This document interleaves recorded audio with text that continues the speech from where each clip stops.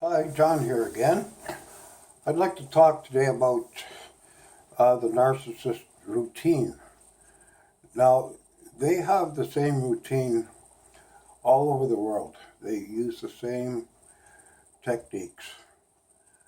Now, first of all, they will start out with being a nice, friendly person. They're happy. They're somebody that you like to be with. And after you show some interest in this person, and they decide that they're going to see about using you as a supply for them, they'll go through the testing stage. Now, they'll do the testing to see if you will wait for them, if you'll put up with all the crap that they'll put onto you. And if you pass this test, then the next step comes along, and the narcissist powering off will be such a great person that you may want to marry this person. Now, I'll give you an example of one marriage I had to a narcissist several years ago. Now, I had met this young woman. She was a pretty young woman. She had a 2-year-old baby. She had lived with her parents. Now, I had taken her out a couple times, and then I began frequenting her parents' home, and her parents liked me, and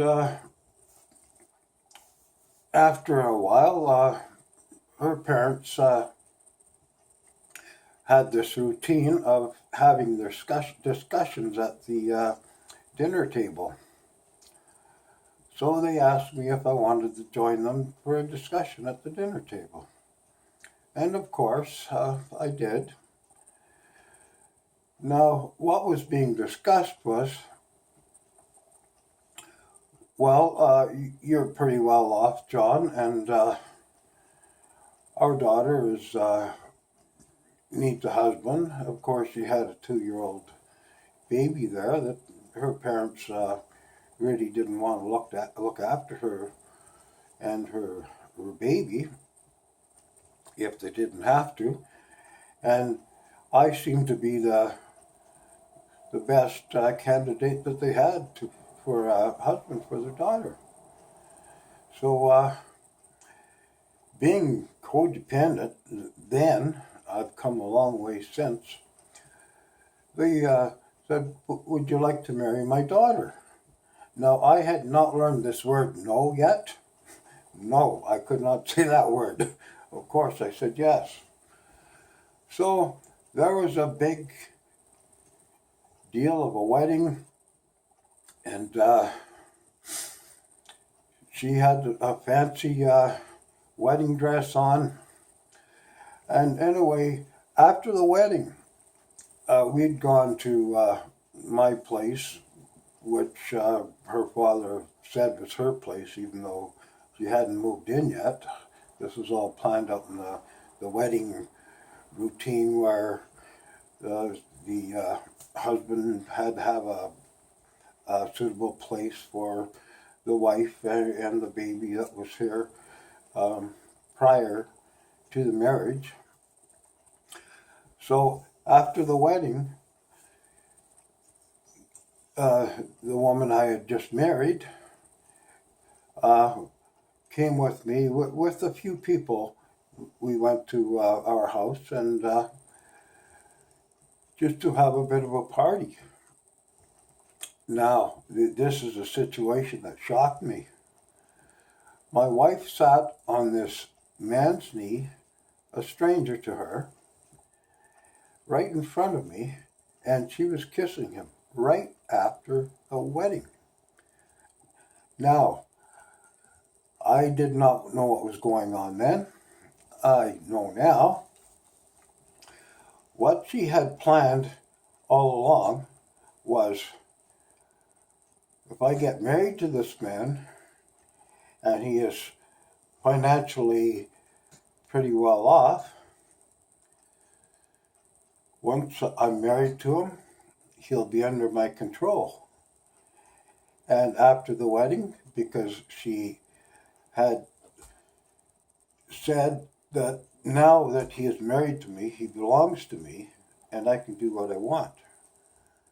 So sitting on a stranger's knee, kissing him in front of me, she was telling me, now I'm the boss, I do what I want, and you put up with it. Now this is one of the worst experiences I've had with a narcissist. And I don't know if anybody's had such a severe situation, but no need to say, this did not last a long time. She later did find another man as a boyfriend, and she left for a couple weeks, and she did come back after the couple of weeks, and we had a discussion, and I decided, okay, we'll start over again. Now, you just drop this man that you've met, and we'll just go on from there. Now, the thing is, she did not want to drop this other man, because in her mind, I was just an object. Now, and the other man that she had, he was also another object, but she was getting fed from me and from this other man. And it seemed like she couldn't understand, well, why can't I have a husband and a boyfriend too? Well, anyways, this is the way a narcissist thinks.